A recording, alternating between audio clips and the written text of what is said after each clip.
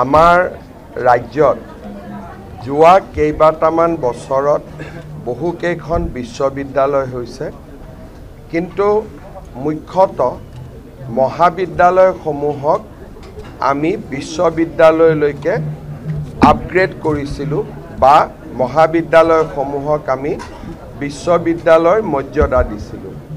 কিন্তু এখন নতুন স্থানত আৰু সম্পূৰ্ণ গ্ৰীণফিল্ড প্ৰজেক্ট হিচাপে বা একেবাৰে আৰম্ভণিৰ পৰা নিৰ্মাণ কৰা বিশ্ববিদ্যালয় বুলি যদি আমি উল্লেখ কৰোঁ, গুৱাহাটী আৰু ডিব্ৰুগড় বিশ্ববিদ্যালয়ৰ পিছত ৰাজ্য চৰকাৰে আজিলৈকে নতুন বিশ্ববিদ্যালয় শূন্যৰ পৰা আৰম্ভ কৰিব পৰা নাছিল, যাক আমি কাৰিকৰী ভাষাত গ্ৰীণফিল্ড ইউনিভাৰ্চিটি বুলি ক'ব পাৰোঁ। শ্বহীদ কনকলতা বৰুৱা বিশ্ববিদ্যালয় অসম চৰকাৰৰ এনে এটা সাহসী পদক্ষেপ, য'ত আগতে কোনো কলেজ নাই, আগতে তাত কোনো অনুষ্ঠান নাই, শূন্যৰ পৰা এখন নতুন বিশ্ববিদ্যালয় নিৰ্মাণৰ প্ৰচেষ্টা হাতত লোৱা হ'ব।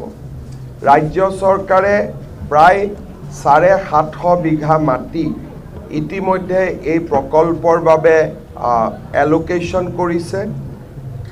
ভোলাগুৰি চাহ বাগিচাত এই বিশ্ববিদ্যালয় নিৰ্মাণ হ'ব। শ্ৰমিকসকলক ইতিমধ্যে তেওঁলোকৰ মাননি বেতন আৰু অল্টাৰনেটিভ বিকল্প ভূমিৰ আবণ্টন কৰা হৈছে আৰু নিৰ্মাণৰ বাবে ৰাজ্য চৰকাৰে প্ৰায় 500 কোটি টকাৰ অনুমোদন জনাইছে। নিবিদা সম্পূৰ্ণ হৈছে। অহা 8 তাৰিখে ৰাতিপুৱা 11 বজাত ভাৰতৰ বিত্তমন্ত্ৰী শ্ৰীমতী নিৰ্মলা সীতাৰমণ ডাঙৰীয়ানীয়ে এই বিশ্ববিদ্যালয় নিৰ্মাণৰ কাম শুভ আৰম্ভ কৰিব। বিশ্ববিদ্যালয়ৰ কাৰিকৰী দিশ, একাডেমিক দিশ আদি চাবৰ বাবে IIT গুৱাহাটীৰ অধ্যাপক পৰমেশ্বৰ আয়াৰক ইতিমধ্যে মেণ্টৰ হিচাপে নিযুক্তি দিয়া হৈছে আৰু সকলো ফালৰ পৰা প্ৰস্তুতি সম্পূৰ্ণ কৰি আজি আমি বিশ্ববিদ্যালয় স্থাপনৰ দিশত আগবাঢ়ি গৈছোঁ। 2023 চনত আমি যেতিয়া অমৃত কলহ যাত্ৰা মোৰ দেশ মোৰ মাটি কাৰ্যসূচী হাতত লৈছিলোঁ, অসমৰ ৰাইজৰ পৰা সংগ্ৰহ কৰা মাটি আমি একোটাকৈ কলহত দিল্লীলৈকে পঠিয়াইছিলোঁ আৰু একোটা কলহ আমি সযতনে ৰাখি থৈছিলোঁ, যাতে শ্বহীদ কনকলতা বৰুৱা বিশ্ববিদ্যালয় নিৰ্মাণৰ বাবে ব্যৱহাৰ কৰিব পাৰি।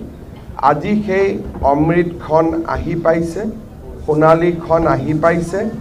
মই আমাৰ সতীৰ্থসকলৰ সৈতে আজি অমৃত কলহসমূহ গহপুৰলৈ বিদায় দিলোঁ।